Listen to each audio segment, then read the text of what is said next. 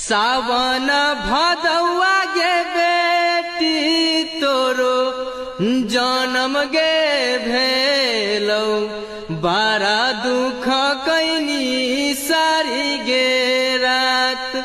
बारा दुख कैनी सारी गे रात सासू मोरा सुनलन गे बेटी पोती जन्म गे भेलै ठोकी लेलन बाजार गे केवार ठोकी लेलन बाजार गे केवार ननद मोरा सुनलन गे बेटी भतीजी जन्म गे भेलैन घरे घरे दिया देलन बूताय घरे घरे दिया देलन बूताय।